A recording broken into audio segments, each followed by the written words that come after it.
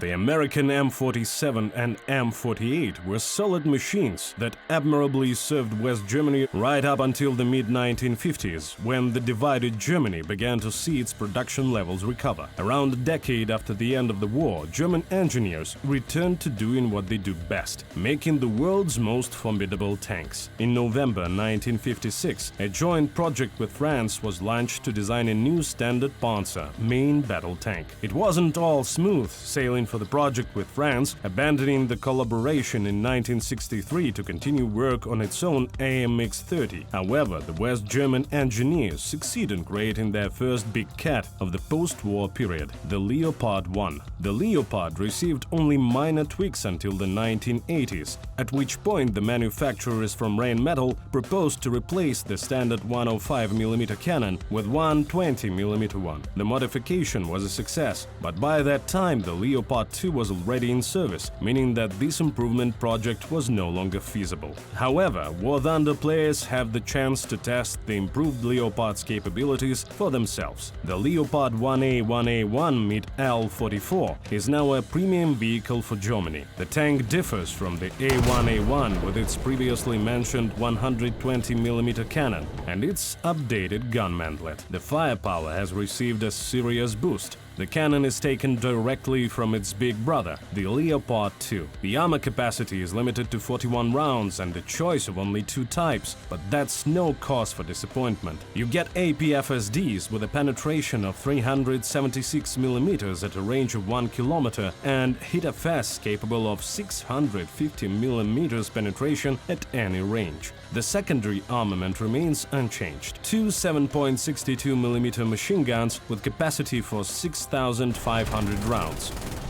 The armor is the same as on the A1A1. The upper frontal hull is 70mm thick at a 60-degree angle, while the lower section is 50mm thick at a 50-degree angle. The side projection of 30 and 35mm services as a hull part and doesn't provide effective protection, while the tracks are covered by a 5mm thick steel skirt. The turret is better, with the main armor varying from 37mm to 45mm, and additional plates on top ranging between 10mm and 20mm. The gun mantlet has been modified and lost its spaced armor components. Now it simply varies from 200 to 45mm. The roof has between 15mm and 25mm of armor and is vulnerable to cannon attacks from the air. All in all, the tank's armor situation is clear. It's a vehicle from a time when hit rounds were at their peak, but countermeasures from them left much to be desired. The Leopard's design is a testament to this state of affairs, with its engineers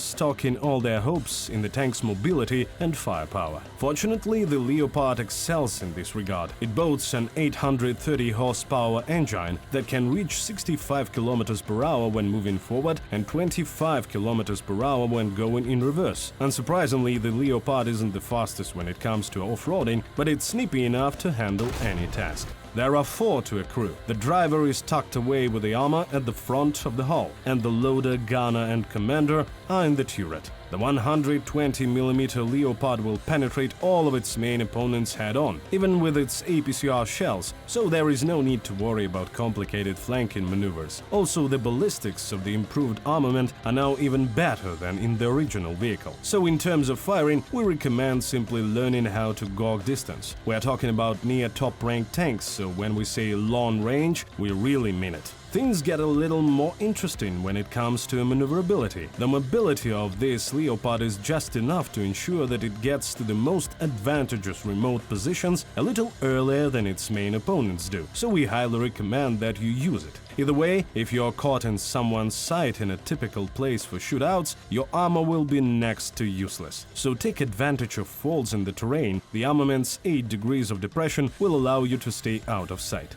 One important detail: the tank comes with 11 shells in the first-order armor rack, which is enough even for a long duel, but with this cannon it's unlikely to come to that. Its new weapon, however, isn't the only trump card this cat sports, and unlike the usual A1A1, the 120mm variant of the Leopard received a new laser rangefinder, as well as a thermal imaging system, which greatly increased its efficiency. In conclusion, the premium Leopard 1A1A1 MIT L44 is what you need to prepare for battles of modern tech, which will differ only in the strong armor of the vehicles. Read more about it in the War Thunder Wiki article.